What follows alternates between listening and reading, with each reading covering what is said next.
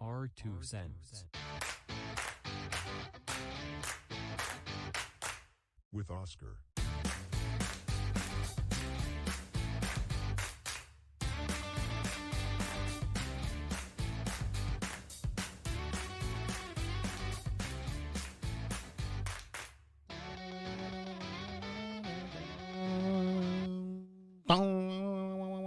Was that it? Did I do that one right? I don't know. I'll find out when I go through it and I think it's ready to be edited. Well, happy Monday, everyone. How is everybody week? How is everybody weekend? As he can even talk, this is how nervous I am. I get nervous every time I'm going to talk to somebody I've never talked to before. And the person I have contacted and he's accepted to share his story with us, Kevin James Mosley. He's got a crazy story. I skimmed through a little bit of his TikTok on his story and the things that he's been through and the stuff. Crazy stuff, I gotta say. But sometimes some light needs to be shed on those stories. I guess, right? They have to. And let's get ready to send him the invite, Kevin. I will be sending you this right now. No, not through here.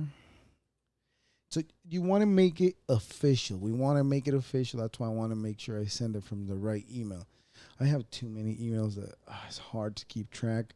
I got to stop that. There's got to be a way I can fix that. And then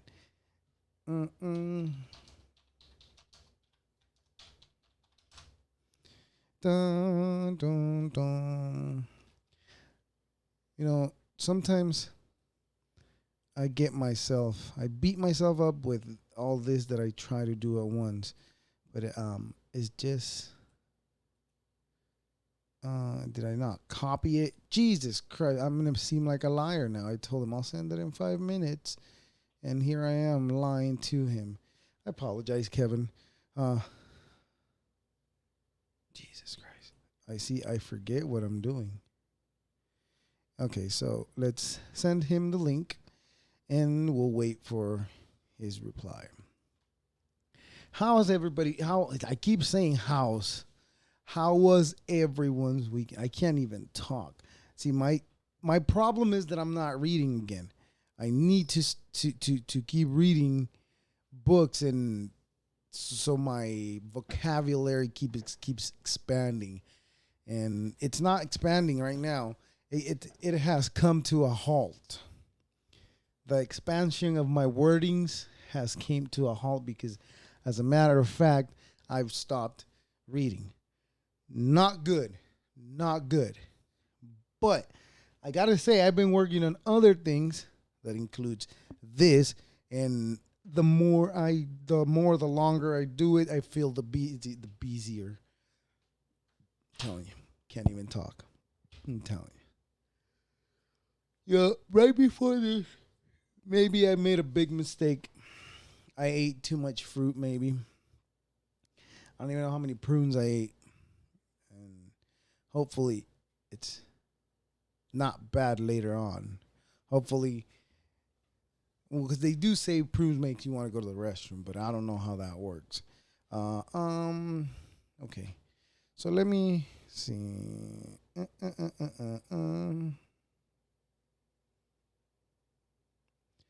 I just want to make sure that we're on the same page with him. That let him know that the link has been sent. And let's put this bitch on silent because we don't want to be disturbed while we get a conversation on the road, and we have great thoughts and awesome stories that need to be shared, as well as hurtful. I don't know what the case is. I have zero clue of most of his story except what I've seen on his TikToks. I've been following him for maybe not. So you know how on your TikToks you can save them, but sometimes you don't follow. Sometimes I'll just save them instead of following. and I've been just saving and watching the stories. But let's allow him into our room so he can introduce himself and let us know who he is. There he is. I don't know if you can hear me. I cannot hear you. I can see you, but I can't hear you. There you go. Okay, there you go. I can hear you. There you are. How you doing, Kevin? Right? Yeah, how are you doing? Okay, go ahead and introduce yourself. Let us know who you are and all the details and of what you're up to in about your TikTok and and see where we're at. Yeah, my name's Kevin James Mosley. I started making a TikTok like 5 days ago, um, to go over my life events, where not just myself, but many people, including my brother, various people that I know were trafficked. We were made to frame people, most of which we didn't know when we were younger. Um, and it's just like it's spiraled into like knowing like I mean like it's hard to explain in the like there's people have died. um I mean it's hard to just kind of it's all the above. It's so much to say. um but yeah, I mean, wherever you want to kind of go off from there. No, I know it just sounds crazy. Let's start a little bit from the beginning. Let's go back. Like, how old are you? How old were you when all this started happening to you? I the first memory I have, I was roughly two. Um, and I was brought into this man's house in San Diego. And I remember the guy was sitting on a reclining chair, and he said something like to my mom. He was like, "You have to have him sit on my lap. I can't ask him." And then uh, I rem like we rem I the events that I remember are different than what I was told later. I remember as I was sitting on his lap and my mom was like taking pictures, that my hip broke because of his he because of yeah, his Hmm. privates. And then I screamed and he threw me at a wall. In my 20s, he said that he was worried that I was going to recognize him, and that's why he threw me at a wall, and that's what broke my hips. Mm. Oh, so the time that he broke your this individual broke your hips, it was 20 years. I mean, about roughly 18 years after the fact when your mom took you to that place in San Well, no, Diego. when we were in San Diego, that's when I was two. That's when my hips got broken and everything. And then in my 20s, like way after group homes and way after everything, I was hitchhiking across the country. I used to like hitchhike and travel a lot. I used to be a street performer. Okay. Um, and as I'm traveling, I get picked up by state patrol. They stop me. They're like, "Hey, there's this guy who works for the FBI. He wants to talk to you over my speakerphone. If you want to like hop in my car, he's in California. He's going to talk to you about some stuff, some serious stuff that may or may not have happened while you were in group homes or back, when you lived with your family. Like, do you want to do that?" And I'm like, "Yeah, of course." Like, there's a lot of messed up stuff that I remembered happening that I was like, "Yeah, it's good that this stuff gets out there." Right. Right. Of And so course. I hop in. He starts asking me like witnesses that I know, who do I know, what like places, every little thing that I can remember, so he could like investigate it.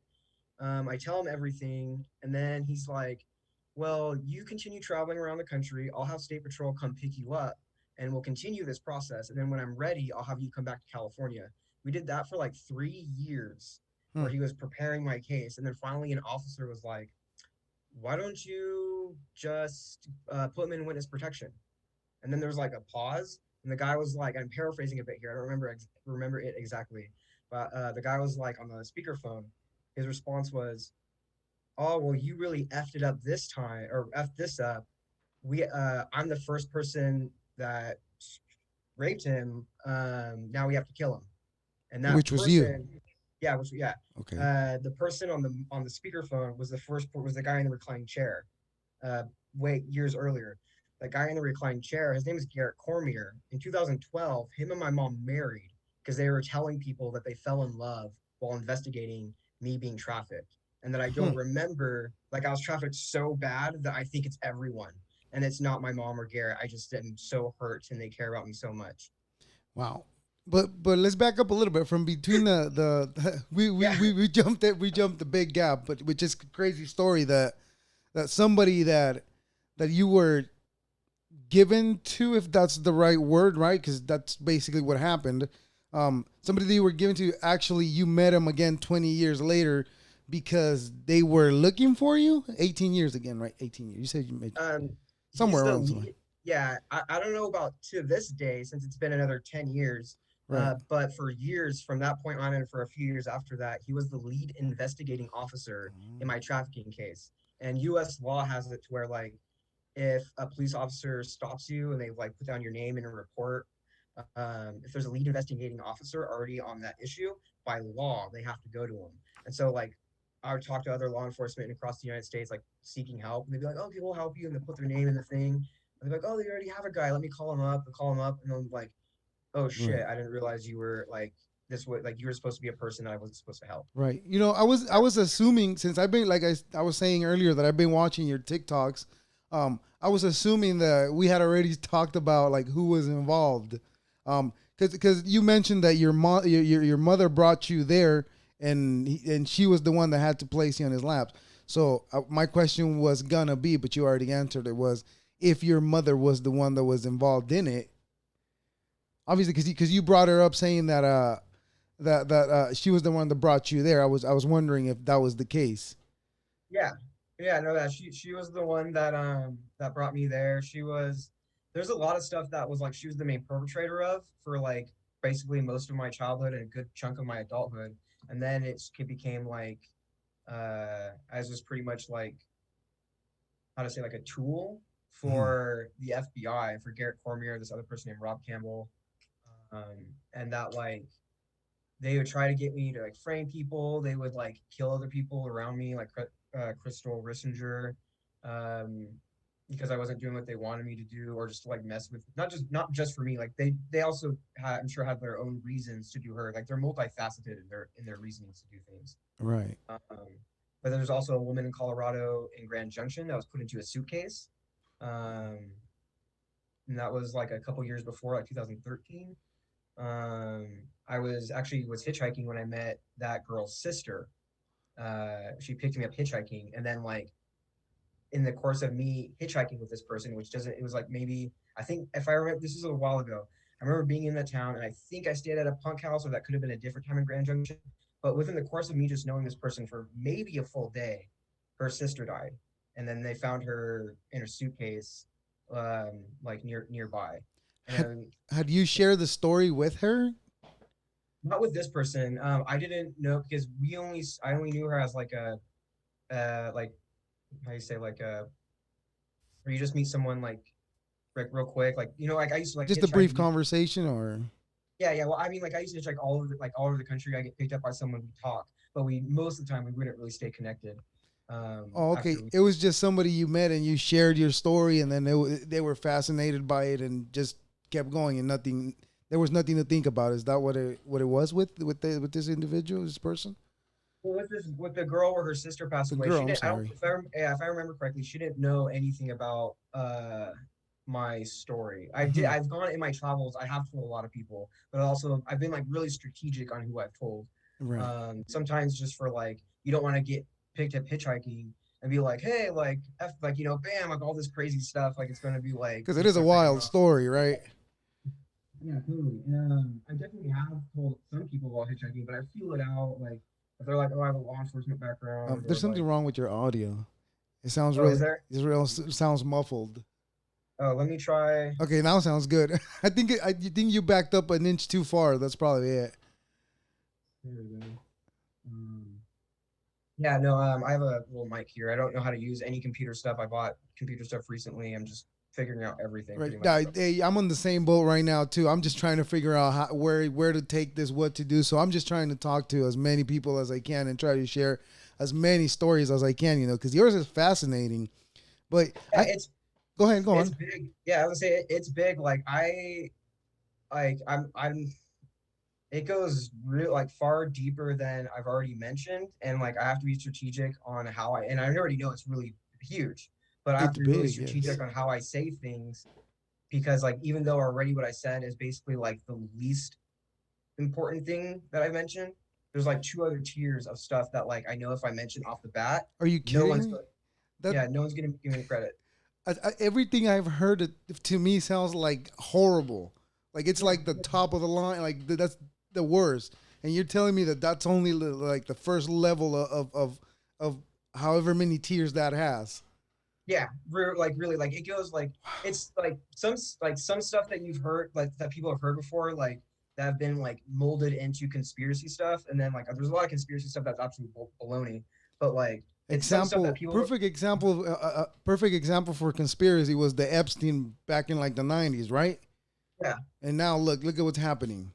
Yeah, it was like only through like he got released because of his connections with the FBI. He got a sweetheart deal, and it was only after I can't remember the bank's name. It was like Berkshire Bank or something. There was an irregularity in his filings, and then only through his filings is when it got came out that he pretty much got away with trafficking children, and then Yeah. more heat got back on put him, and then he mysteriously.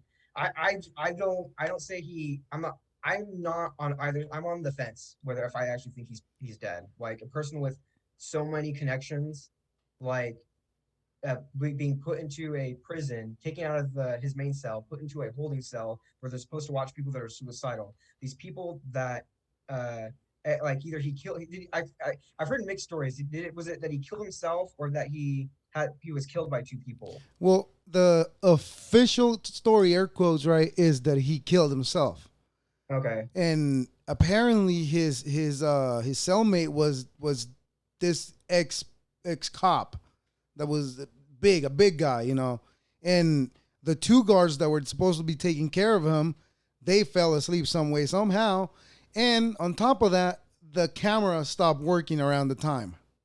Yeah. Like what are like I mean, That's the there's story, though. But I mean, yeah, allegedly, I yeah. wasn't there to say it was or wasn't. I'm like you. I'm on the fence, but I'm more leaning towards like they did it because it's too crazy. I don't know if you were aware of the autopsy too. No, not very much so. So apparently, the brother did. I want to say it was the brother. I could be wrong. But apparently, somebody did another autopsy on it on his body, and the doctor said that there is a bone on the jaw that it was broken. That there's no way that you could break that bone on your jaw on yourself Oh, unless sure, yeah. somebody did it. That's what that's allegedly the other story. But I don't know. Like I said, it's just scary to think that there is so many levels to this and so many powerful people are involved in it. Yeah, no, most certainly. Like, I mean, the people, like everything that I've been through, like there was never like some like poor, gross person, like like not to say like poor is gross, or whatever, but like what most people think of when they think of like trafficking, I think like their opinion is like poor people or people who Right. live in like gross apartments and gross housing. It's not like like exclusively, as far as I know, like middle to upper class, and like there's a lot of people that they'll try and frame or pretend to frame just to have them in their pocket. Mm-hmm. Uh, and then they'll like there's some people that do want to actually do stuff with kids, and then they'll be happy to oblige as long as that person is in their pocket. Like if Yeah. yeah, if you're in a situation where we want you, then yeah, just do what we want, and then they just kind of don't care Yeah. what you do as long just don't make waves. And yeah, I was gonna ask. So for you, that you say that you were careful on sharing what you share. So what has changed now that you decided to go on the internet and share your official story?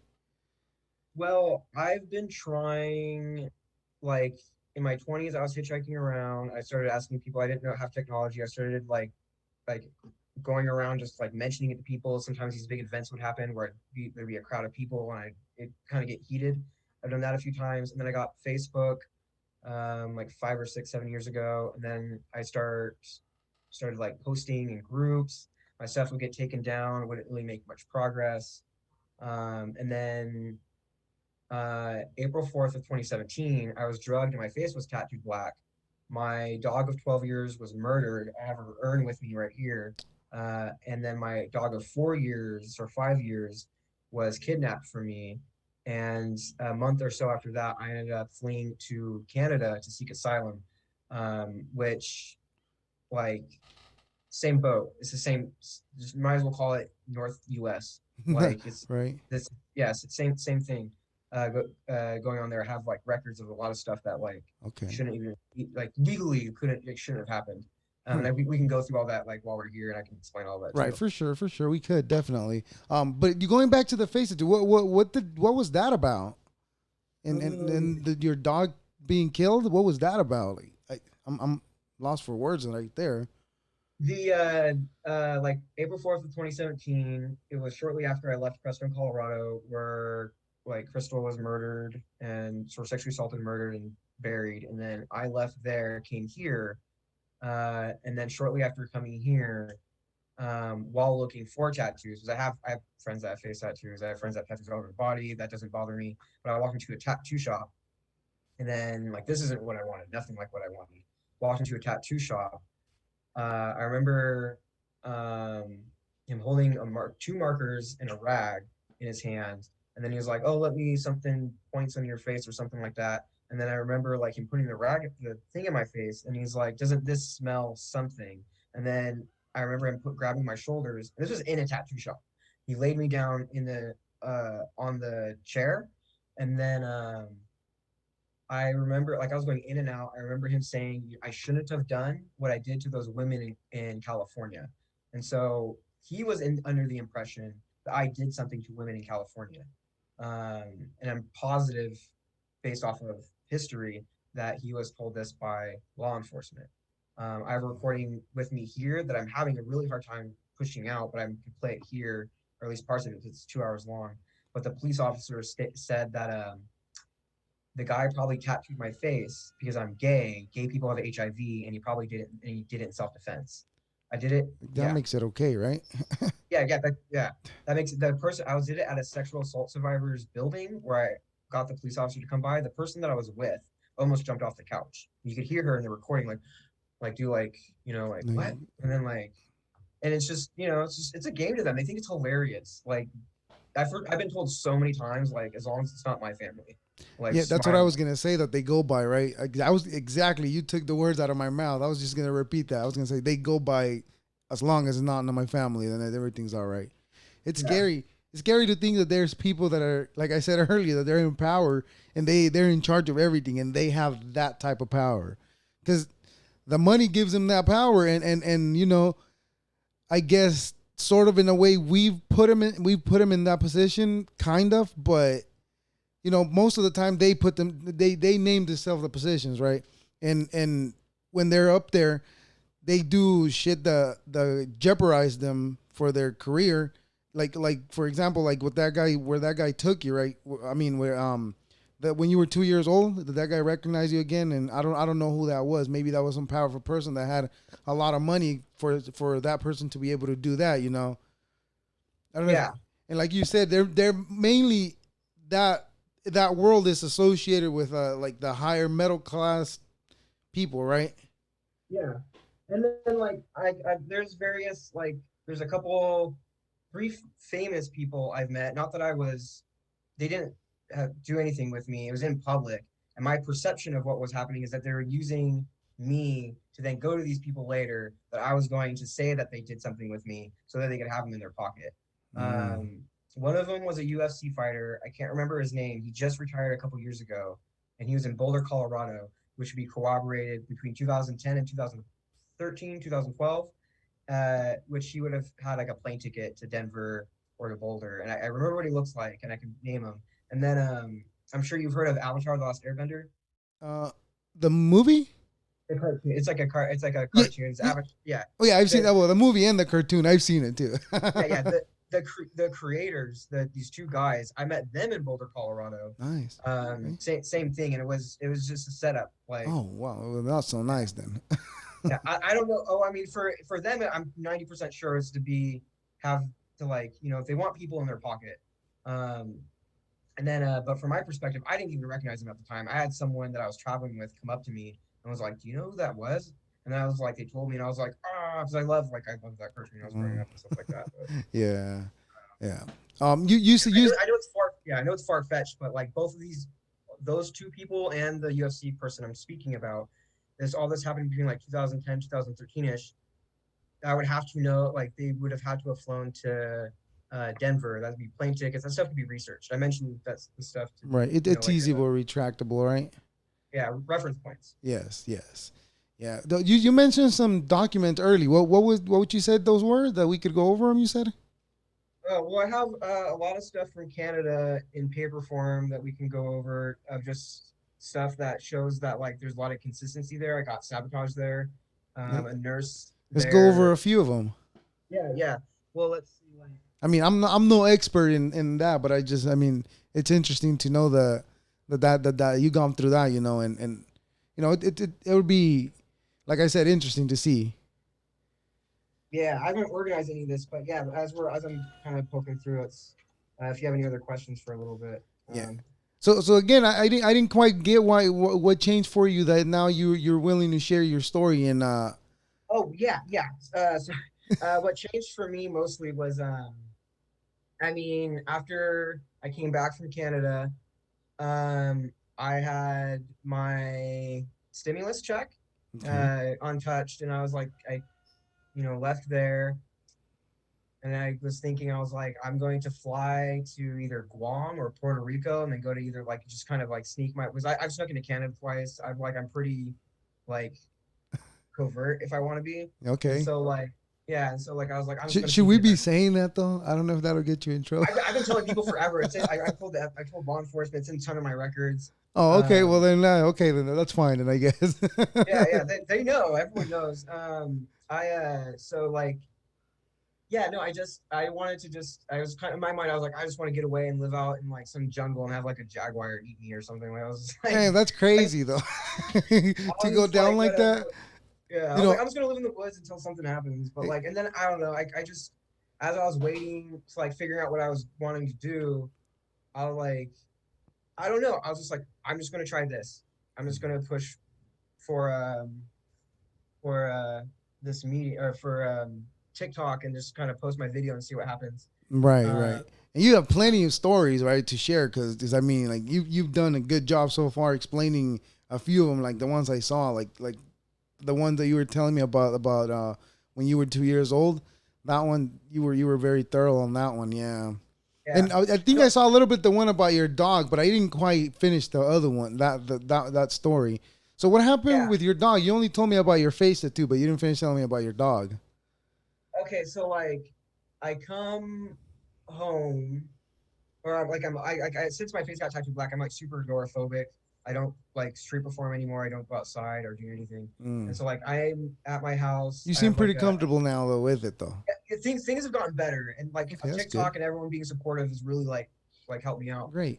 Um, but this person that I knew in town that I met like while I was hitchhiking from Colorado to here, in like 100 miles south of here, this guy that lives in town in Eugene picked me up hitchhiking, and then he brought me to his house. And I ended up living with him for a little bit, and until I got a job here, and then then I got an apartment. Then my face got tattooed black, and then I lost my apartment, and then I stayed at his house again, and then I left his house to stay where I'm currently at. This person came to my house saying where I live right now. And he's like, let me take your dogs to the pound. Looks like they could need it. I'm like, yeah, sure. Like, like yeah, they probably would want to walk.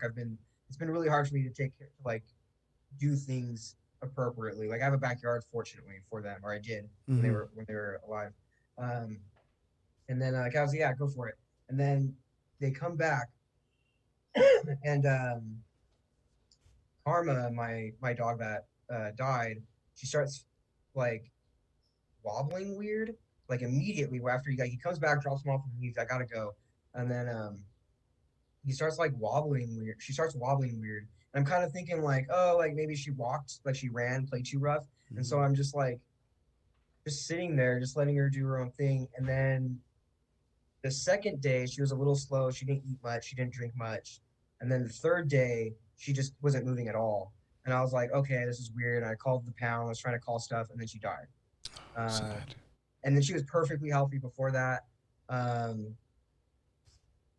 it was one of the things that Rod, which was Rod Barnes, that was his name, the guy who took my dog to the pound. He was like, when he got back, he's like, "Oh yeah, they just said her tooth was messed up." It was this weird thing that he just mentioned. It was just really weird. He's like, "Oh, like moved her lip." And he's like, "Yeah, you got to check this out sometime." And it was just a really weird thing. I think that they did something. Well, I'm positive. I'm 100% positive from conversations that I've had with uh, the Springfield Police Department. They set that up to have my dog murdered. Um, Damn. That's even scary that they want to scare you enough to where you're just like they've already scared you enough to where you barely come out, right? But they want to keep doing it so you don't come out at all or you don't say anything or I don't know. I'm just taking wild guesses. Maybe that's what their plan is. No, yeah, no, it's true. It's like it's all about control. It's all about like trying to get like for the longest time they were telling me that I needed to like if I just did something with children, then they would stop. If I just murdered someone, then they would stop. If I just like I've been asked this, and this is something that needs to be heard because there's a lot of witnesses to it. I can't remember which state it was exactly, but I got picked up by law enforcement. He started mocking me for being trafficked, and then he asked me. I was crying, and he asked me if I had a gun on me, and I was scared, and I was like, "Yeah." And he drove me to this downtown area, opened up the door, and was like, "Start shooting." And I walk out of the car with my dog and my guitar and everything, all my backpack and everything. And I just dropped to the ground, and started crying. And I was just like, this guy, like right in front of me, I was like, this guy wants me to shoot you. This one guy was about to say bullshit. He's about to say bullshit. And then I don't know what I'm allowed to cuss on here. No, This you're guy was about fine. to say, Go ahead. No, you're yeah. fine. This guy was about to say bullshit. Before he finished his sentence, the police officer jumped out of the car and was like, "You were just supposed to start shooting." And then the guy, this guy, Caucasian man with gray hair, grabbed him and was like, "You're not like," he's like, "What do you think you're doing? Like, you're not supposed to say that," or something like that. And then another cop shows up. Everyone's gasping and like, "What do we do?" Kind of looking at each other like, "Is this a joke?" Um, Right. the one cop that told me to start shooting arrested the guy that grabbed him, and then they left right away. This other cop was like talking with me and kind of like cornered me away after I was like eating with them. I was like, "Do you not hear what he's saying? Like, you guys must want like I'm not saying like I want to do this, but I was like, you guys must want this to happen because if someone's claiming that this just happened, people don't. It's not appropriate to ignore it. Look Mm-hmm. into it." And that's kind of even now I keep on kind of insinuating is like just look into it. But a police officer came, was like, "Okay, no, we're going to look into it. This is like blah blah blah. Like just hop in our car. We'll take you to the police station and we'll make a report." And I'm like, "Okay." I hop in the car. They drive me to the outskirts of town and drop me off. That's scary. Like they were Yeah, trying to make you do something so you became compromised. yeah. And That go ahead. yeah. And then when my face got tattooed black, and I was living at Rod's house, it was like 1,000 feet, 2,000 feet from an elementary school. They packed that house full of guns. My therapist, who I can't name right now, told me that it was her job to test me to see if she can get me to shoot at the school. Um, they Wait a all minute. they So they all were trying to set you up for something that horrendous? for real. Like I wouldn't say that. Like I was in a house completely full of guns. They all knew that I was in a house full of guns. Um, they knew like my therapist visited me. But the gun, Like where did the guns come from though? They they were rods. Oh, okay. Oh, okay, okay, Yeah, okay. I see what you're yeah. saying. Okay, okay, okay. Yeah, the guy that picked me up, which I'm pretty sure was a setup because like I'm Where nervous did about mentioning where some did stuff Rod because come like from? he picked me up hitchhiking. Oh, you met him hitchhiking. That's what you meant by Yeah, picked yeah, up. Okay, okay, okay. he's the one that picked me. I came from Colorado, and then it was in Yoncalla or something like that. I forget which town. It was like Roseburg or something. I can't remember which town right now, but south of here. Um, he picked. I was hitchhiking. It was like towards the end of summer, and he stopped his car and picked me up. He drove me to his house, and then he drove me to the coast where I stayed at a motel for the night, and then I hitchhiked back to his house. And then like I'm trying to. I know I said something a little bit different a second ago, but there's a lot to say. Then I went Right. back to No, his I get house, and it. then yeah, and then got a job, then got an apartment after I met this guy named Jacob Wilkerson, who I found either his real name was Jacob Wilkerson, or his real name was Cottrell Jones. Yeah. Uh, I don't know which one was Okay. his real name. He was a like someone that I thought I was dating naturally, but he was a like I don't know what to call it. Like there's different terms. There's like handlers and there's projects, which I'm a project, Mm-hmm. is what they call people that they're working on. Is like, they're aiming you to a certain path. Right. And then and so essentially I guess he was like a handler, the person that I was dating, like he's supposed to keep tabs on me. So they can keep track of what you're doing. You know what's crazy that you're saying right now? Aside from what's happened to you, like you sound like you were still very trustworthy. Like you would trust people still, aside from what had happened to you. Because hitchhiking to me that sounds scary. To me, like that's something. To me, I'm like, for me, I wouldn't do that because it's you don't know what type of psychopath you can meet out in the road, and it's just you two in the middle of nowhere. Yeah. I mean, for me, like, yeah, I would say I'm trusting to a fault. I'm overly trusting. As far as hitchhiking and traveling goes, like I did it for like 10 years. A few years I was like actually really having fun. I didn't feel the pressure from the people that were trafficking me. I was kind of evading them for a while. It was really the happiest part of my life. I got to be out in nature. I was like kept inside all the time. Mm-hmm. Um, and yeah, meeting most every there's only I used to say this and I used to make people laugh, but like there's only one time I felt like a guy was going to kill me, uh, and that was in Nebraska. But then every like out of thousands of rides, all over the country, in Canada also, I all good experiences. Maybe a couple awkward experiences, but like nothing dangerous. Um, Okay. most the only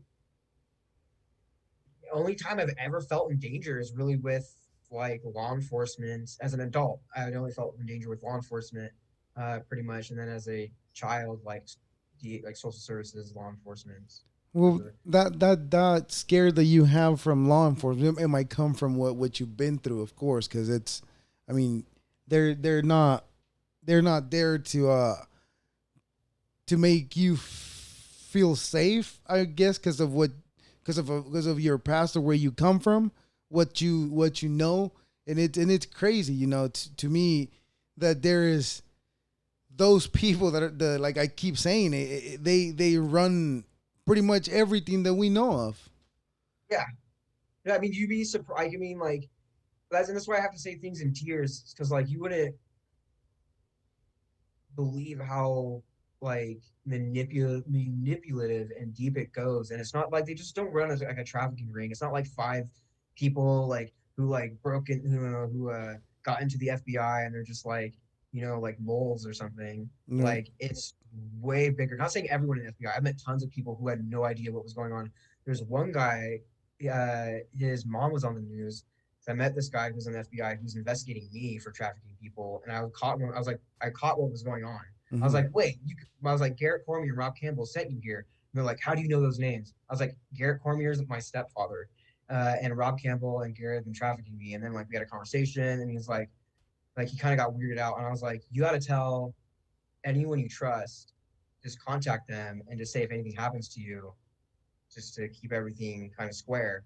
And then like a year later, I'm 99% sure it's the same thing because this old lady was on the news and she's like, my son, I'm paraphrasing, my son just joined the FBI and then he called me and then like a week later he went missing. Wow. I'm like, So yeah. And that was a kid I was on the news like a year or two ago, something like that. Two or 3 years ago, if I remember correctly.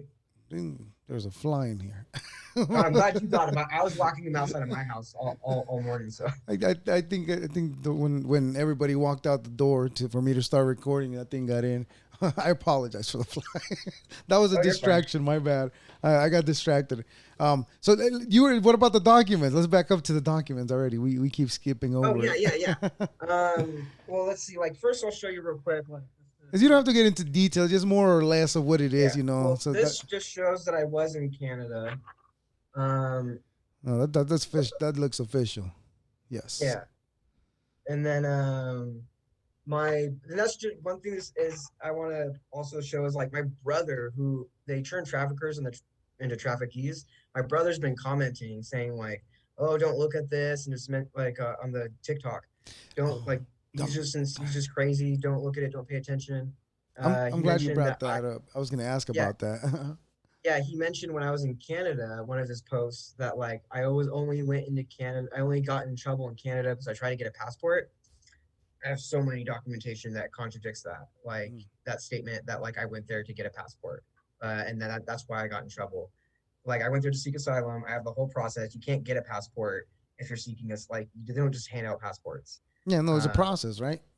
yeah, like the idea that I went to Canada for a passport, like it's just Right, he's just trying to like he's like, oh, mom's like when I showed mom your TikTok and she cried all night. It's so manipulative. Like if that's and like some people are commenting like, hope he gets the help he needs. If that's all it takes is for someone to say like I'm being trafficked by my family and they like jump in like no we love him and everyone's like oh back down. Then yeah, like wow you're queuing to a lot of people whether you know it or not. That like that's all they need to do to right. traffic everyone or anyone is to just pretend that they love them a lot and just say that they're crazy a lot. And like I have, he's saying that I'm not trying to get help, that I'm delusional. Delusional isn't a psychiatric condition. I had a psychiatrist for over a year. I've had therapists. I'm diagnosed with PTSD. I'm not diagnosed with schizophrenia. I'm not diagnosed with any like I don't even know what like anything imaginative. I don't have. I'm not like Anything the person. psychological? Yeah, just like PTSD would be the only thing, or CPTSD uh, would be the only things that I would have. I even had like at one point they were thinking I had anxiety and depression, but then some conversation they're like we think that's tied into your PTSD, not like on not standing there on its own. So if I have take care of this PTSD more, my depression and anxiety should fix itself. Right, but And that was but today you talk to a psychiatrist or well, not anymore. I don't talk to a psychiatrist anymore. Once I got back from Canada, I saw 7 psychiatrists when I was there because they were fishing for a certain outcome. Like they wanted someone to say that I was crazy. They even had one time, like the third or fourth one, I got back and they're like, "We're gonna have you see another one." I was like, "You guys can't keep on making me see one without a lawyer." And they all keep on saying the same thing that I'm fine. And they're like, "Well, if you were maybe you're they only think you're fine because your attitude's changing. We're not going to stop until we get the diagnosis that we're looking for." Oh, what they're Um, looking for, not what you have. exactly. Yeah. So they're fishing. So they didn't want this to get out. Whether and like yeah no the interactions that I have there that say that the two systems are not involved Hmm. is fallacy. Like I can't like I had the I can't remember the organization. I had them pull video records, and if I'm able to get those out, then it's going to show them trying to make it look like they put a sheet in the shower, and then they told me to go into the shower, and then I walked back there, and then they tackled me, saying that I was trying to hang myself. And that's all on video. I even have the person that spoke to the ward, that spoke to the warden person, the leader, whatever, the sergeant, say like she was like, I spoke to them, and this is exactly what I wrote down. And they're like, he's saying that that never happened. But then in my records that I have with me, as well as what CBSA, the Canada Border Service Agency, what they have is that it did happen. And so their records were messed up. They were saying I was in places that I wasn't. And they're like the people that I was there with.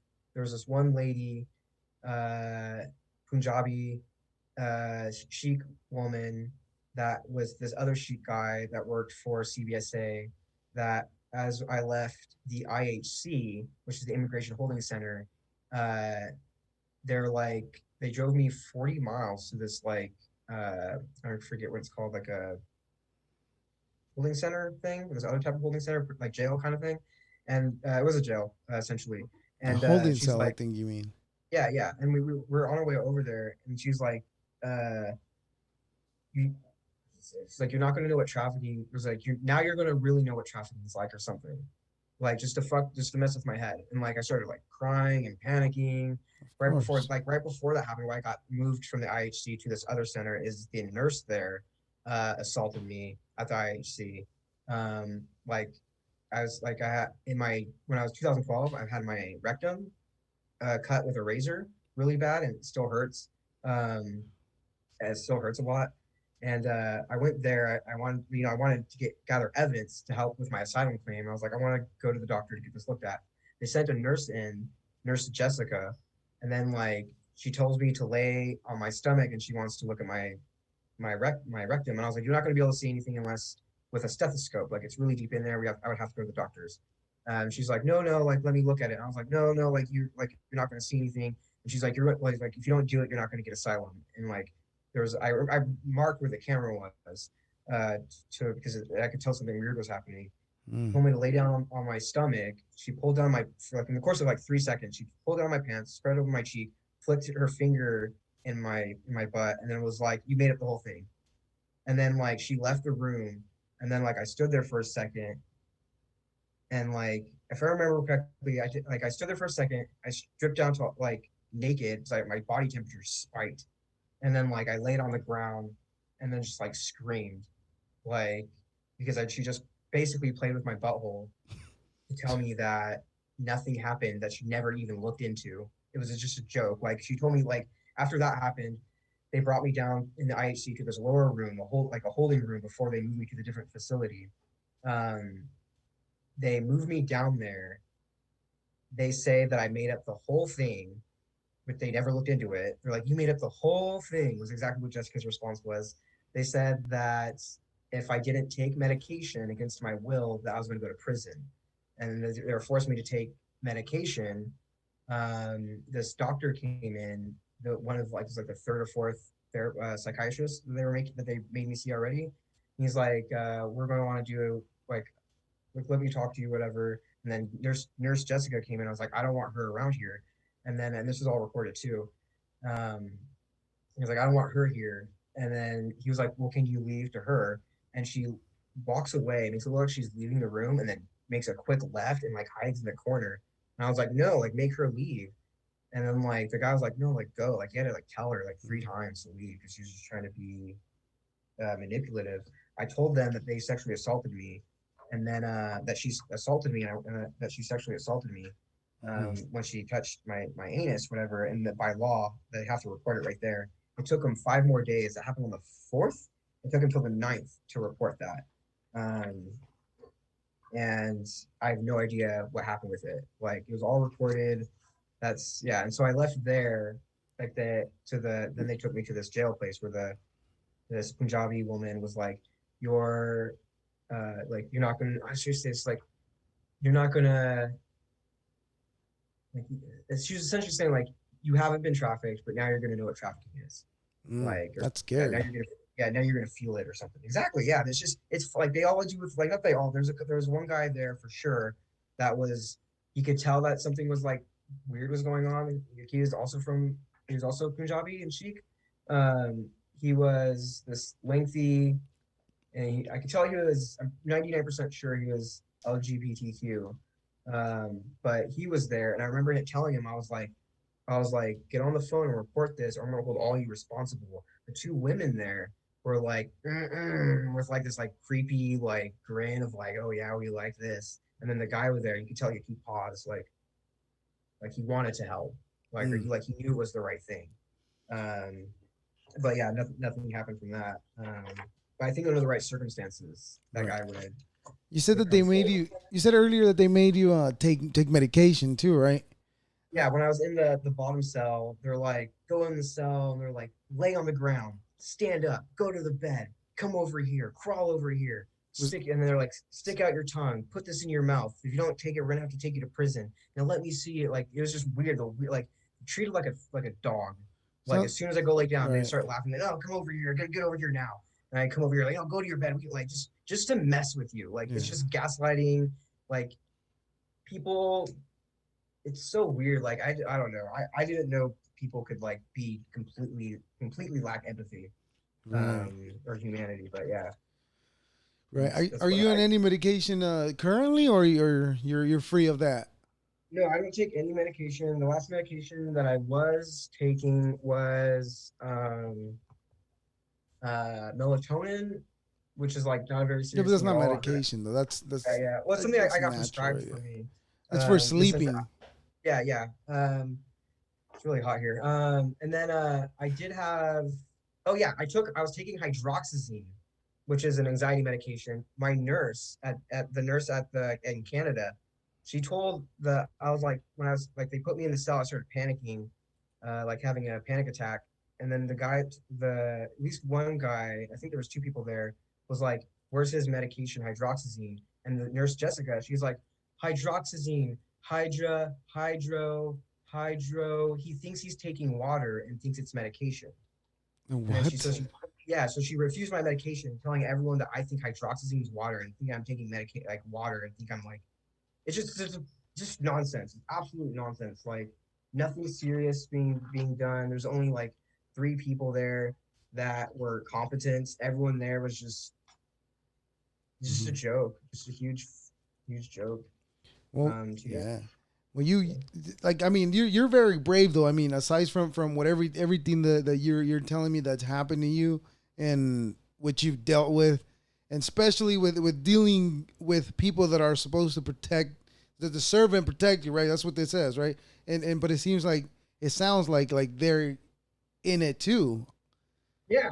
like And a it's a lot. good portion of them, right? Not I'm not saying all of them because No, obviously, of course. Yeah, of course. Yeah, it's not everyone. It's a very large portion.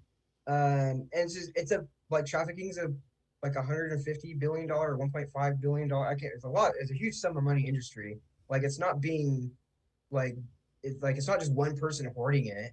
It's there's spend money to make people happy and like to get stuff done. And it's not just trafficking. It's so much more than just trafficking. it's Like everything above that, everything. yeah. It's everything. Yeah, there's like they have a hand in all of it, in like international stuff. Like it's Are you aware it. of the John McAfee stuff? I was looking at that and I'm just like, oh man, like What do you think of the building going down in Florida too, though? oh see, I just saw that. I have more, a little bit more thoughts on the John McAfee thing than the Florida thing. I don't know much about that. I'm always as soon as I saw it, I was like, okay, I was skeptical. The John McAfee thing, I could say more like it's it's just atrocious that people could say that this guy committed suicide and like Mhm. he had a text message saying if I ever committed suicide and It's not like me. it's just yeah we're just making I don't know like what part of society is actually agreeing with this because most people that I've talked to while traveling, conservatives, liberals, Republicans, Democrats, uh all the everything in between, um everyone seems to like really be on the same boat. Like they all are aware that the government's causing problems. There's like hyper specific things that like I would say hyper specific things uh, that are important socially, but while we're arguing about these social things, the foundations are being manipulated and controlled Mhm. by um, these people that are manipulating natural aspects of society and like human interaction to like just comport things, comport uh, like debatable parts of conversations to make them seem ridiculous, comport uh, just organizational perceptions of things or comport perceptions of things like organizations, etc. Right. It's just anything and everything. Control people, control the situation, make sure no one has not enough no individual has too much power, make sure no individual is too well liked. They don't want a person being too well liked because that's like a danger Too well, to what? them. I'm sorry. Too well liked. What is Like the that? thing like a lot of things with famous people. Like they'll have famous people like say something stupid on TV or something like Rob Campbell and Luke and Garrett Cormier. These Oh, people like also just make him look stupid. Is that what that like?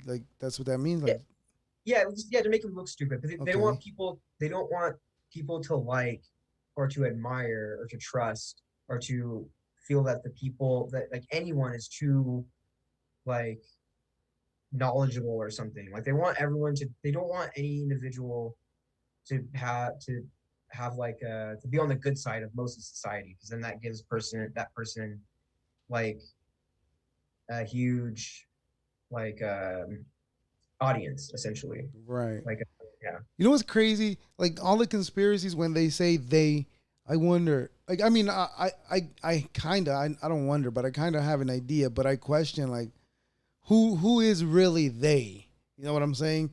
Because like we all have an idea who they might be, but who's really they?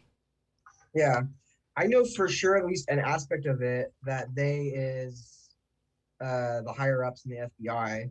Um, I I mean, like I've had people asking me like, were there is there Satanism involved, or, like the Masons involved?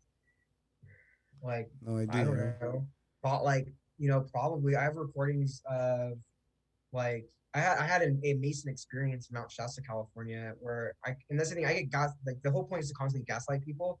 So I don't know if it was I got sold to someone that was a Mason or got sold to someone who had Mason paraphernalia in their house to make me think that it was a Mason. But this guy had like the 32nd degree of Bavaria Hmm. masonry, like what's it I don't called? even Like know what that is.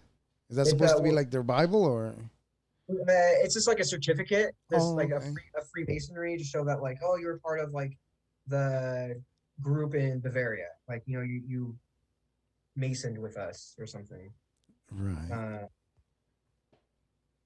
and What, yeah, you got another document to share? yeah. I mean, there's just yeah. I have. I mean, I'm going with my. I have my transmission. Or I don't, in Canada, they have like French, English, Oh, and so okay. Yeah, some of the yeah. stuff is like best mealy transmittal, and it's very confusing. But You didn't learn any French while being up there? No, no. I mean, but the first time I went into Canada, I snuck in through Vermont into Quebec, which is French Canada, and I learned like a little bit of French there. But I made kind of an ass of myself because I kept on walking around saying "S'il vous plaît français," which is like French, please, and I thought I was saying English, please. I don't know. Um, You were just going with it. You learned the words and you went with it. That's the point, yeah, right? yeah. I You was like "S'il practiced vous plaît it. français," yeah. And finally, one guy was like, he's like "Oui," and I was like, oh, I was like trying to talk to him in English. He's like, "You're not saying what you think you're saying," or something like that. Hey, but that's the only way you were gonna know if you were right, though, by trying it out. Yeah, totally. Yeah, exactly. Yeah. I'm trying to find these one specific things I wanted to send. I wanted to show. That's taking another minute, but if we want, I have those recordings of the officer responding about my face tattoo. There's this. Oh man, there's a couple things that are really important. I'm sure I have them. I'm positive I have them. I just haven't found. He's. I thought I had everything organized, but I have those recordings on my phone ready. I have a lot of my Canadian paperwork here. I'm just trying to find out specifically this one document. Hmm. Now, well, let's go with the recordings then. Yeah, yeah, Yeah, let's do that one. Let's do those. yeah.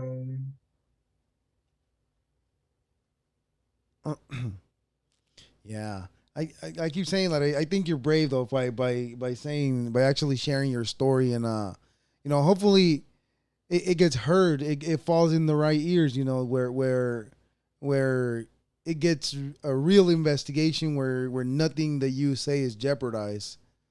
Yeah, yeah. And then that's one thing that concerns me too, though, is like even with a real, which I want things to go in that direction. Even with a real investigation, um, like people get off all the time. Like one guy, which I'm positive there's some sort of like connection, not to my people, but to like law enforcement or the ring in some way.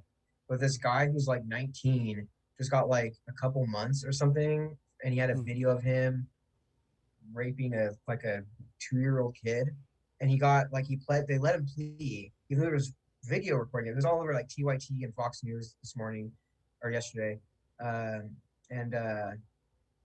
yeah, they gave him like a few months. Like they didn't need to give him a plea deal, and it's just to agitate. Like they know how to manipulate society. They know how to like save their friends if the guy's actually one of their friends. They know like it's just a game.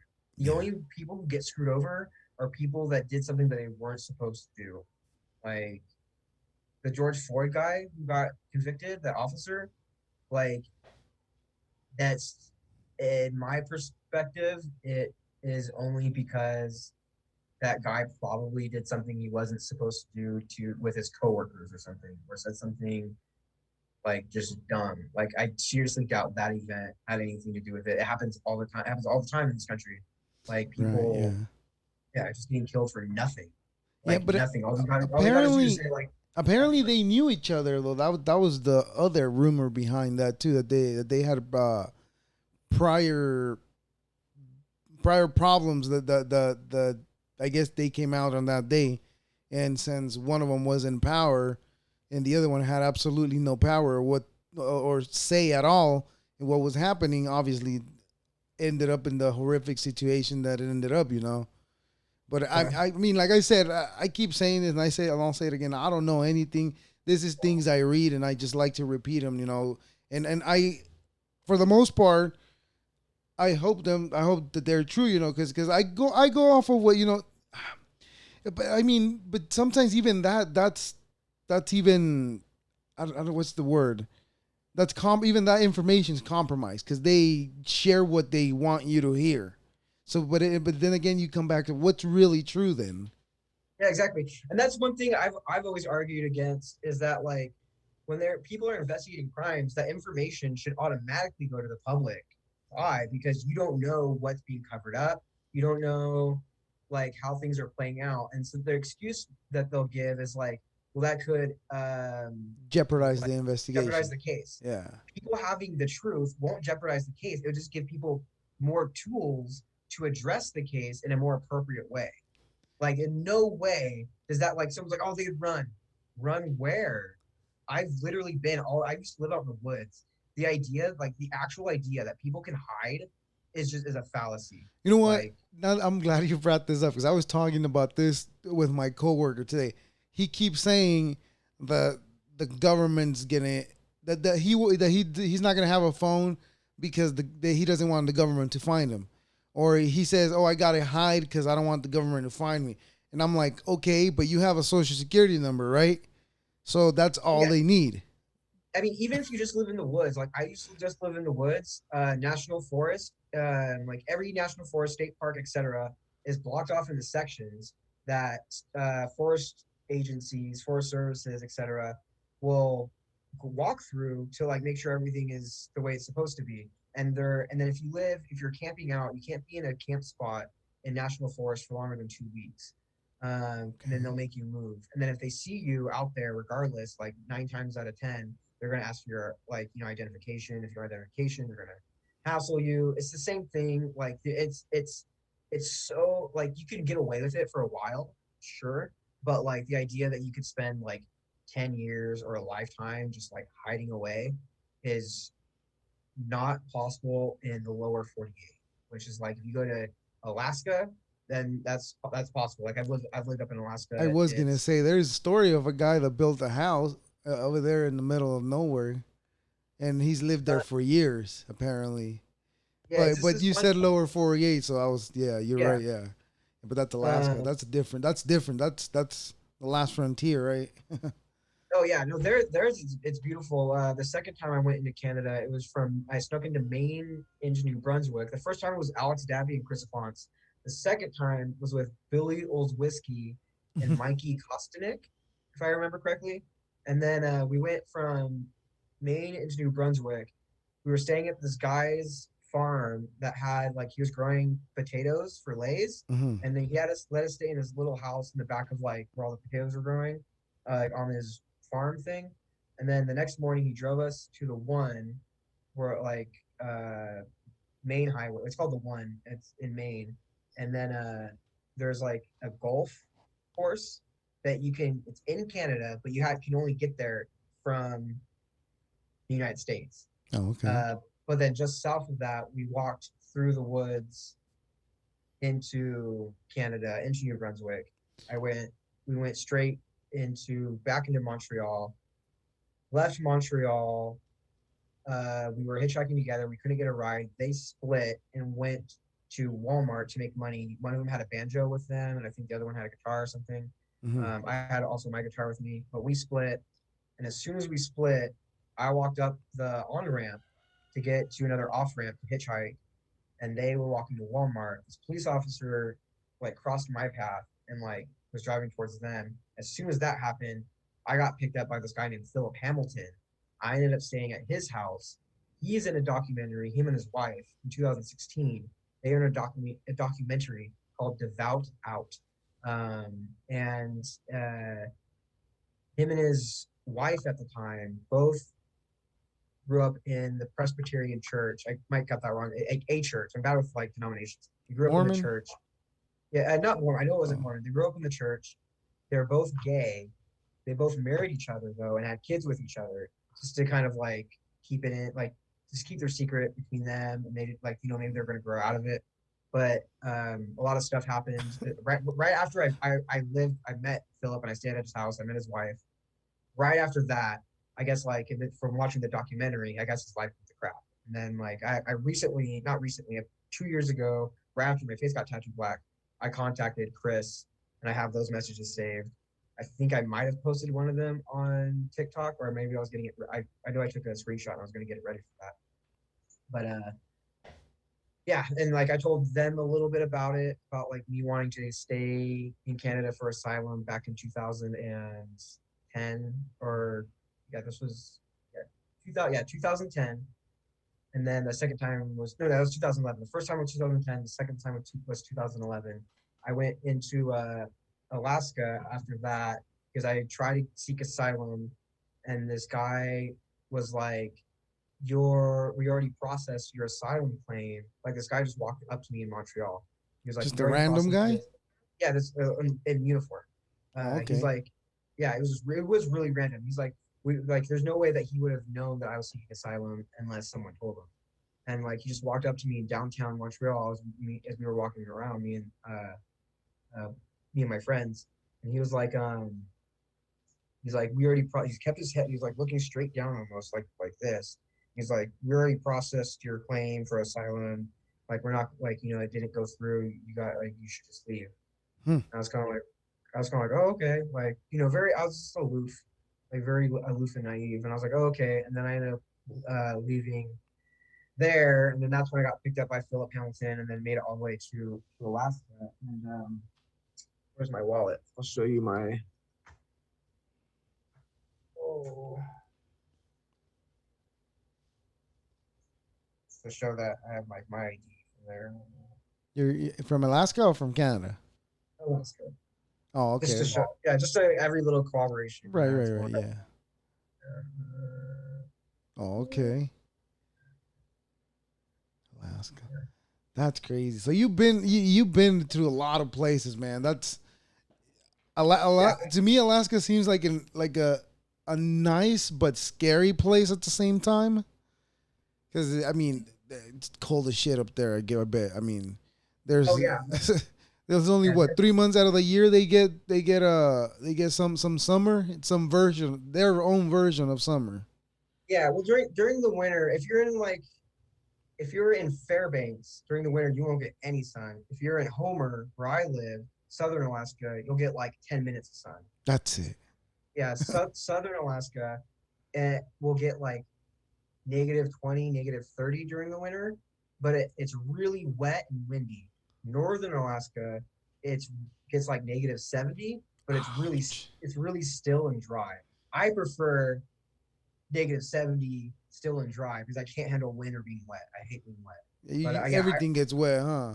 yeah. I mean, just as a traveler and hitchhiking, like if I was in snow, better. If I was in like heat, more preferred than just rain. If you're wet, your stuff gets wet, your dog's wet, everything's wet.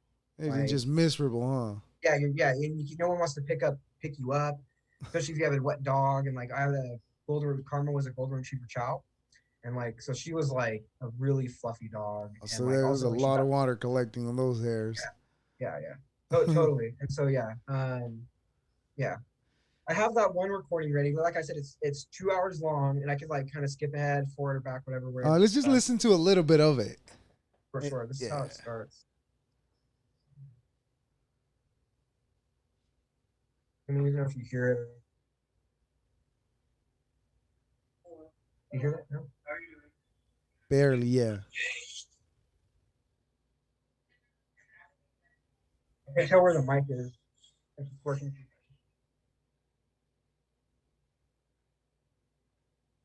No, I'm not hearing it. Yeah, I can't hear it. You can't. No,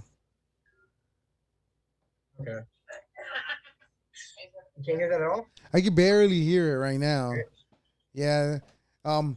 Well, no, don't worry about it. We could. You said you're gonna play some of it on where on your YouTube or on Yeah, your yeah. I'm, TikTok. I'm gonna try and download because for some reason I was trying to send this one out, but when I was sending it out, like all the other like MAR files or whatever, this one turned into like for some reason when I transferred it over, it turned into like a document thing where I opened it up and it was all these like lines. It's like code for coders. Oh, It was okay. just like I was just like, What are you using to edit your videos?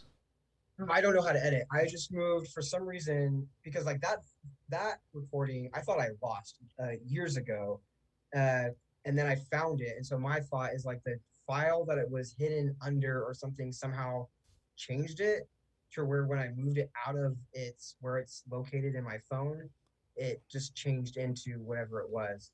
But for some reason, like I said, it's playing there, and so if it's on my phone, I theorize that I could upload it to YouTube. It has to be, I think, an MP3 file then, or Uh, a wave, or whatever the hell file it is. But if it helps, look into downloading OpenShot Video Editor. okay. Either that one or Filmora 9.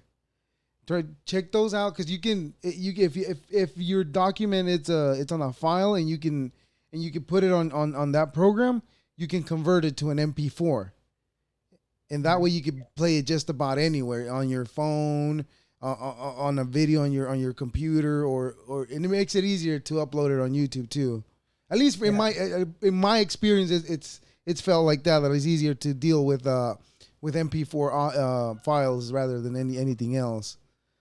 But yeah, man, Yeah. you're a brave dude, man. I appreciate you sharing your story, and I I want to keep sharing your story, and I hope you give me more time so we can keep having this conversation. Because, like I said, you're very brave in sharing your story, and I hope the whole truth comes to light. Because it's scary to think that there's people that can actually do that to another human life that they care obviously nothing about anybody else but their own. Yeah. I mean, it's like I said, yeah, it's resulted in like my principal, Mr. Glasser in Huntington Beach, California. He was framed for sexually assaulting me. My fifth grade class, my mom told me made a Power Rangers cake for my birthday. My birthday's in winter in December, and she made it in summer. The day I happened to have a substitute teacher told me to give it to everyone in class. Everyone in class got sick. Hmm. Supposedly, I was told later that this girl died. Um, like I remember the police came. They asked the substitute teacher. They're like, "Did this guy like do you not this guy like do you think he was able to make the cake or something?" And then she's like, "No" or something. And then she's like, or he's like he's on heroin, or she was like he's on heroin. And then they're like, "How do you think he got it?" or something like that. And then she's like, "I don't see how he could have gotten it himself." And then she got arrested. And then my new principal, Miss Kelly, came in and watched the class for the rest of the day. Yeah. Wow. So, yeah, So they like I said, you've been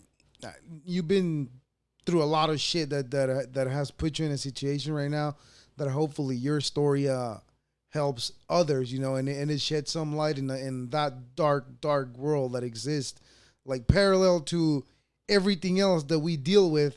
There is that dirty side of humanity. But yeah, yeah, it's like it's yeah, like you said before, it's much bigger than people realize, and it's much yeah, it just entangles like so much more. And like and you're saying like I don't feel brave per se. Like I'd say I felt brave in my 20s when like I was like really adamant about telling people. Now my thought process is like there's nothing to show that regardless of what I do, that it's going to stop. That like my life is going to get better or that things are going to change spontaneously. And so the only like I don't know, I just want to leave this planet better than when I left it, or like better than when I came. I mean, I want to leave this planet right. I better got when you. I came. Yeah. Um, One thing before we cut it off. You mentioned your brother briefly. Like, what's up with that? Like, He's saying Uh, you're lying about this and that, or what's up? yeah, Why? he's posting up now saying that like I've been delusional for 5 years, and that like and that he's been messaging other people, and there's different screenshots that they've gotten, which is interesting, where I can disprove certain things that he's already said. But like for years, we like when we were younger, we were made to like. I remember like my mom would have us kick each other in the balls, just like you know, like go kick him in the nuts. And we just like we didn't. We're just like oh have fun, like It was just funny to you as a kid, right? yeah, and then like it happened to me, and we didn't know what was going on. And then it just things would progressively get worse, weird stuff would happen, and then like my brother would just like I remember the last time my brother tried to help me. I was in North Carolina. I spoke to a police officer. The police officer came up and like was like, "Do you have anyone that could corroborate what I say?" And I'm like, "Yeah." We called my brother, and my brother was like, "Yeah, try to help him. Don't let him get hurt." And then the guy was like, "Officer in North Carolina, Nashville." He was like, he's like, "You're gonna ruin it to me." He was like, "If you don't stop this, your brother, you're gonna ruin your brother's life as well as your own." And then Wow. like my brother was like, "Run to me," so he thought the guy was gonna kill me right there or something like that. And then nothing happened. Like nothing happened there. And then for years and years after that, either him or people that they or his handler would be messaging me like, "Run, run! Like you just want a free ride." Like could be like just Right. make me feel like I'm crazy, Right. to make me like hyperactive and reactive and everything. Well, Uh, the beauty about life is the truth always comes to light, and let's hope the your truth all comes to light sooner than later. I mean, you're already working on it, so that's great that you already took your initiative to do that. And yeah, like I said, man, thank you very much for sharing this with us, with me, and man, I hope that this shit gets figured out for your own sake and your own mental health. Like because it's got to take a toll. Trying to do this and getting shut down every time that you try it, and something happens that tries to push you in a different direction, and then on top of that, you said the your brother is saying that you're delusional and this and all that. That's got to hurt even more if everything that you're saying, it happened how it happened. And yeah, go ahead, yeah. go ahead. Before I saw that video, I thought my brother was dead. Like our last conversation that we had, I was told they were gonna kill my brother, and so like I was like, oh cool, I'm glad my brother's not dead. But then I saw what he was saying, and I was like, ah, like he's They got to him. yeah, yeah, and So like do yeah, you have anything to plug? Your YouTube channel, your TikTok, anything you're working on to share? right now just my TikTok, which is trafficked TikTok with a C instead of a K, uh, and then yeah, the I don't have a YouTube or anything yet, but I'm going to be making one because everything's going to be much more longer uh, Yeah, to yeah, because the TikToks process. are just a little window of what really went on. We Yeah, you need to share like the whole story of what happened so everybody can see the whole thing, and then so the if like for example like when you're saying that your brother called you delusional, you can have proof of exactly what happened rather than just having a small clip of an explanation. Because yeah, it yeah. Like helps I to have medical, yeah, like I have medical records. Like if he's saying I'm delusional, like this has to come from somewhere. He's saying that I don't see therapists or anything like that, and I have a recording that I started sending to people of me talking to one of my therapists. Like it's just nonsense. In fact, the 3 recordings of me and Crystal about the crystal thing, the person I'm speaking with was my therapist in Colorado. In the recordings, she specifically says that I'm not delusional. And like, because I've been gaslit so many times, I like tell people like I'm concerned people think that I'm crazy. She's like, I don't think you're crazy. Like I'm yeah. 100. She's like, I'm 100% positive the sheriff's has something to do with Crystal Rissinger's murder. Yeah, I mean, That was her I'm quote. no psychiatrist either. I mean, I'm just going over what like this conversation I just had with you, and you don't seem crazy to me, man. I mean, I don't see a reason why you need to be lying about something that horrific. It's Yeah, crazy though. But like I said, I appreciate your time, dude, and thank you very much. And hopefully, TikTok doesn't shut you down because you said they took your live away. What happened with that? yeah. Did a live video, and then I mentioned about my hips being broken, but I was a little more graphic with it than I think I should have Oh, been. okay. And then someone was like, "Oh, he's gonna get kicked out, whatever." And then like 20 minutes later, yeah, I got locked out till the 9th of this Oh, month. I'll be live again, and I'll start doing more videos and everything. I'm just going to uh be less descriptive. yeah. Uh, I mean, you got to be careful with what you say because I mean, we were talking about. I don't even know. I was talking about my other friend. We were talking about like what's been happening, like what the news have been saying about the COVID and stuff like that. And I that video got taken down by YouTube, so they got me on a ding just for that. You know, it's sad, but you know, you got to work with what we can and what we have, so we can get shit out there. You know, and like for you right now, you've hit a wall right now where they're stopping you from sharing your stories live. But all you could do right now is just keep pumping those videos out, just keep yeah, sharing well, them, and get that yeah, YouTube going on for sure, man. For sure, get it yeah. going on. Fortunately, I mean, like like yeah, there's definitely things that are obstacles in TikTok and YouTube, but fortunately, like in the course of like 3 or 4 days, I got 30,000 followers. One of Nice, my videos has over 700,000 views. beautiful. So I have like I think like 200,000 likes, which is I'm not sure how big that is. I just started TikTok, but like people are like, Those "You're numbers are really big. blowing up." Those Yeah, numbers are big. Yeah, yeah, yeah. cool, cool, yeah. And so I'm Yeah. hoping people like continue with that and just like not take what people like don't take what people have to say to kind of just like don't look here, like pursue this. If I'm wrong, then people need to pursue this to prove me wrong so I can get the help that I need. If Yeah, I'm right, people need that's to it. pursue this to get the help that everyone needs. And so like Right. the idea that people just need to like not look at this, not address this very serious issue is beyond me. Yeah, I hear you. I hear you. But like I said, man, thank you very much. And I hope that we can do this again. Sorry, my microphone. I hope we can get to do this again sometime in the future, like near future, so we can keep sharing this story and like I said, get your story out there because it needs to be heard and it needs to be shared as well. And yeah, Yeah, no, please, yeah, please do. I'm open like 24 or like not nighttime obviously, but like throughout the week. I'm not working right now. I'm just give me a time and day, and then uh I'll get back to I'll you. be I got your email now, so that'll be great. So I can email you and we can schedule something out. Because yeah. for that's why I was replying to you a little slow because I was at work and if I don't have my TikTok open at work in my emails I do. So if I get it through the email, it'll let me know on my phone really much faster than TikTok Cool. because I kind of shut off all my notifications for TikTok because sometimes it's way too many. You Your can't. mic went off for a second. Sorry. Oh, okay. No, I was saying that the notifications on TikTok they get sometimes too much. So that's why I shut them off. And so I don't want to hear my phone every 5 seconds, ding, ding, ding, ding, ding. You know. So Yeah. yeah, yeah. That's why I Yeah. turned it off. That's why I was taking forever to reply to you, and I was kind of feeling bad. I was like, damn. I hope he's not hoping that I'm in a lag or anything like that.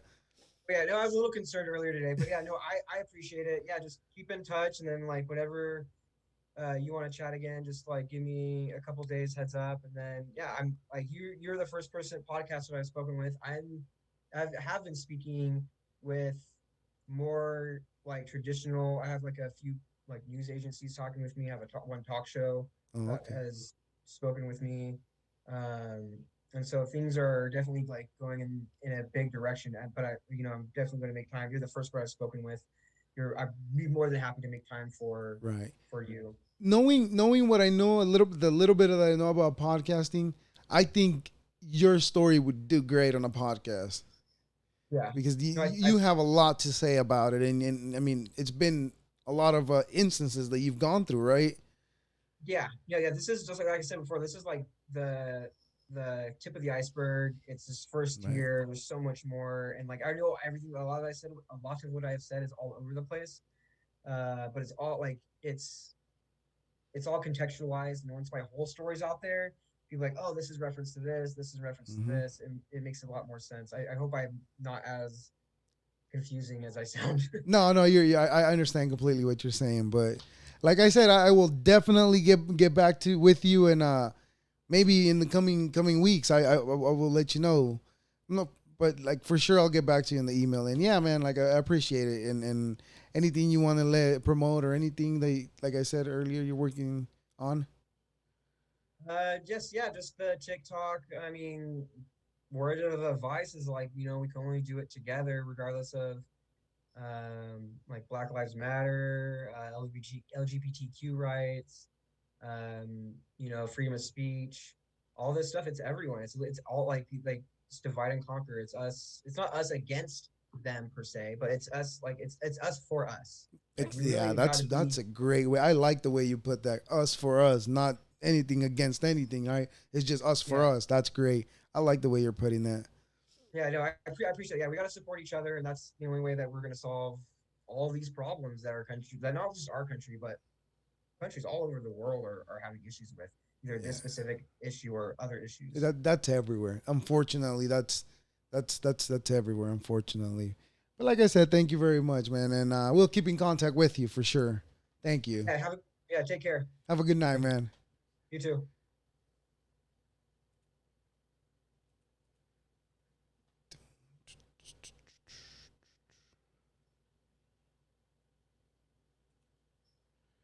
Well, here we are once again.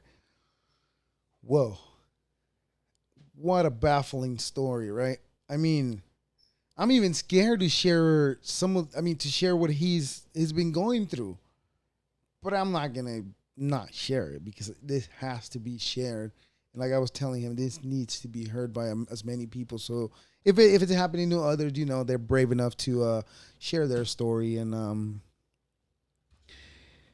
it's scary. Me as a father having kids, it's something I I get terrified about.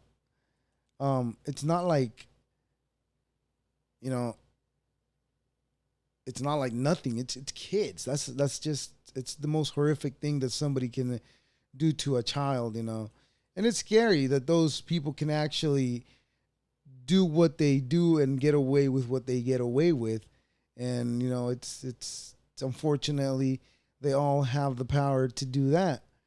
But yes, and like I said, this was fun again. I want to thank all of you for listening to our 2 cents. Here we go. Thank you. Thank you, everybody. Bye, everybody. Deuces. Doo, doo.